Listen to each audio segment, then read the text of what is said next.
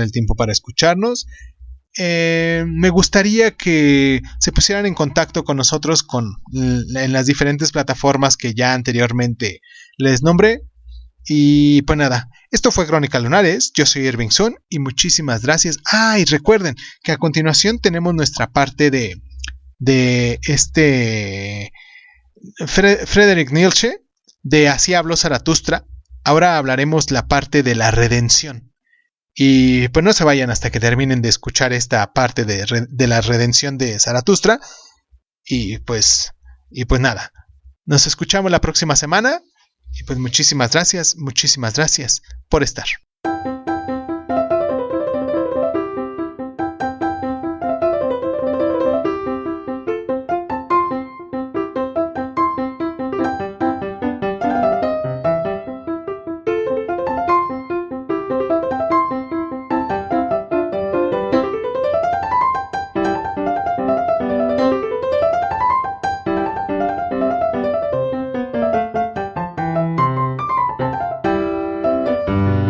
De la redención, Friedrich Nietzsche.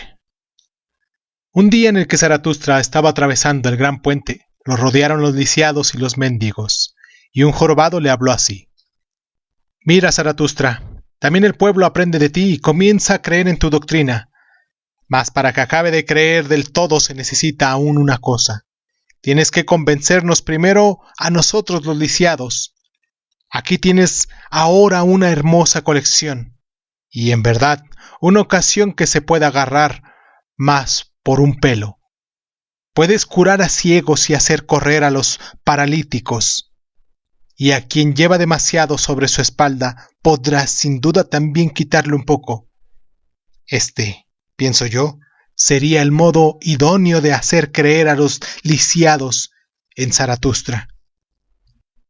Mas Zaratustra replicó así al que le había hablado: Si al jorobado se le quita su joroba, se le quita su espíritu. Así enseña el pueblo. Si al ciego se le dan sus ojos, verá demasiadas cosas malas en la tierra, de modo que maldecirá a quien lo curó. Y el que haga correr al paralítico, le causa el mayor de todos los prejuicios, pues apenas pueda correr, sus vicios desbocados lo arrastrarán consigo. Así enseña el pueblo a propósito de los lisiados. ¿Y por qué no iba Zaratustra a aprender también del pueblo, si el pueblo aprende de Zaratustra? Mas, desde que estoy entre los hombres, para mí lo de menos es ver. A este le falta un ojo, a aquel una oreja, y a aquel tercero una pierna. Y hay otros que han perdido la lengua, o la nariz, o la cabeza. Yo veo y he visto cosas peores, y hay algunas tan horribles que no quisiera hablar de todas, y de otras ni un callar quisiera, a saber, seres humanos a quienes les falta todo, excepto una cosa de la que tienen demasiado, seres humanos que no son más que un gran ojo, o un gran hocico, o un gran estómago, o alguna otra cosa grande, lisiados, al revés como los llamo yo.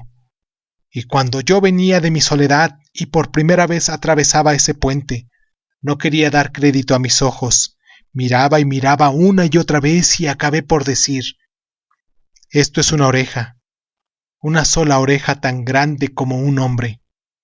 Miré mejor y realmente debajo de la oreja se movía aún algo que era pequeño y mísero y débil hasta el punto de dar lástima. Y verdaderamente la monstruosa oreja se asentaba sobre una pequeña varilla delgada, y la varilla era un hombre. Quien mirase con una lente podía haber reconocido aún un pequeño rostro envidioso, y también que en la varilla se balanceaba una hinchada almita.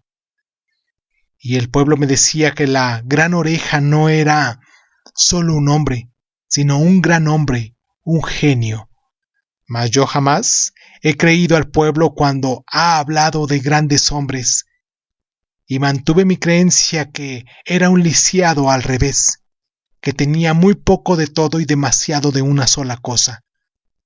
Cuando Zaratustra hubo dicho esto, al jorobado y a aquellos a quienes éste era portavoz y abogado, volvióse con profundo mal humor hacia sus discípulos y dijo: En verdad, amigos míos, yo camino entre los hombres como entre fragmentos y miembros de hombres.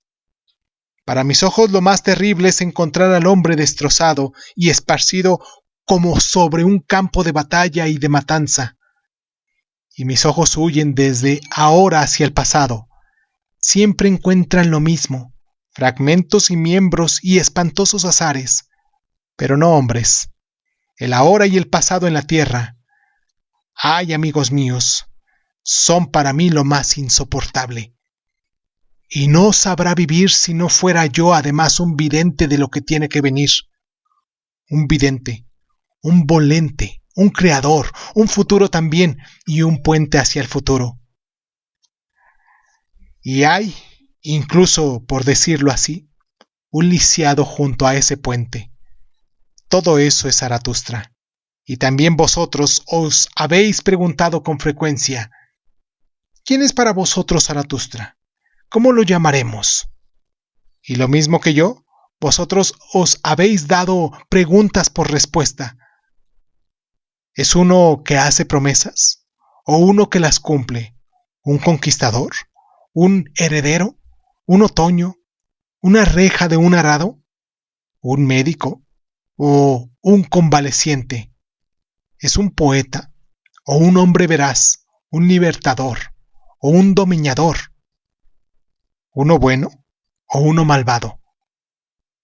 Yo camino entre los hombres como entre los fragmentos del futuro, de aquel futuro que yo contemplo, y todos mis pensamientos y deseos tienden a pensar y reunir en unidad lo que es fragmento y enigma y espantoso azar.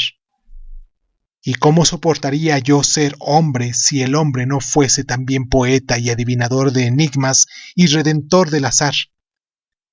Redimir a los que han pasado y transformar todo fue en un así lo quise.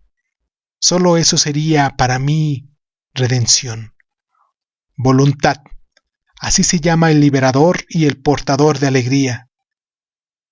Esto es lo que yo os he enseñado, amigos míos, y ahora aprended también esto: la voluntad misma es todavía un prisionero. El querer hace libres. Pero, ¿cómo se llama aquello que mantiene todavía encadenado al libertador? ¿Fue? Así se llama el rechinar de dientes y la más solitaria tribulación de la voluntad, imponente contra lo que se ha hecho. ¿Es la voluntad un malvado espectador para todo lo pasado? La voluntad no puede querer hacia atrás, que no pueda quebrantar el tiempo ni la voracidad del tiempo. Esa es la más solitaria tribulación de la voluntad. El querer hacer libres. ¿Qué imagina el querer mismo para liberarse de la tribulación y burlarse de su prisión? ¡Ay! Todo prisionero se convierte en un necio. Neciamente se redime también a sí misma la voluntad prisionera. Que el tiempo no camine hacia atrás es su secreta rabia. Lo que fue, fue. Así se llama la piedra que ella no puede remover. Y así ella remueve piedras, por rabia y por mal humor, y se venga en aquello que no siente, igual que ella, rabia y mal humor. Así la voluntad, el libertador, se ha convertido en un causante de dolor, y en todo lo que puede sufrir vengarse de un poder ella quiere hacia atrás. Eso sí, eso solo es una venganza misma, la versión de la voluntad contra el tiempo y su fue. En verdad, una gran necedad habita en nuestra voluntad, y el que esa necedad aprendiese a tener espíritu se ha convertido en una maldición para todo lo humano. El espíritu de la venganza, amigos míos. Sobre esto es sobre lo que mejor han reflexionado los hombres hasta ahora.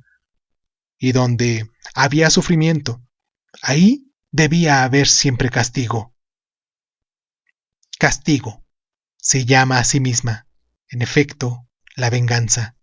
Con una palabra embustera se finge hipócritamente una buena conciencia. Y como en el volante hay un sufrimiento de no poder querer hacia atrás, por ello, el querer mismo y toda vida debía ser castigo. Y ahora se ha acumulado nube tras nube sobre el espíritu, hasta que por fin la demencia predicó: todo perece, por ello todo es digno de perecer. Y la justicia misma consiste en aquella ley del tiempo según la cual tiene ese de devorar a sus propios hijos. Así predicó la demencia. Las cosas están reguladas éticamente sobre la base de derecho y el castigo. Oh, ¿dónde está la redención del río de las cosas y el castigo llamado existencia? Así predicó la demencia. ¿Puede haber redención si existe un derecho eterno? ¡Ay! Irremovible es la piedra. Fue. Eternos tienen que ser también todos los castigos. Así predicó la demencia. Ninguna acción puede ser aniquilada. ¿Cómo podría ser anulada por el castigo? Lo eterno en el castigo llamado existencia consiste en esto, en el que también la existencia tiene que volver a ser eternamente acción y culpa, a no ser que la voluntad se redima a fin a sí misma y el querer se convierta en no querer. Pero vosotros conocéis, hermanos míos, esta canción de fábula de la demencia. Yo os aparté de todas esas cosas de fábulas cuando os enseñé: la voluntad es un creador. Todo es un fragmento, un enigma, un espantoso azar, hasta que la voluntad creadora añada: pero yo lo quise así, hasta que la voluntad creadora añada: pero yo lo quiero así, yo lo querré así. Ha hablado ya ella de ese modo. ¿Y cuándo lo hará? Se ha desuncido ya la voluntad del yugo de su propia tontería. ¿Se ha convertido ya la voluntad para sí misma en un libertador o en un portador de alegría? ¿Ha olvidado el espíritu de venganza y todo rechinar de dientes? ¿Y quién le ha enseñado a ella la reconciliación con el tiempo y algo que es superior a toda reconciliación?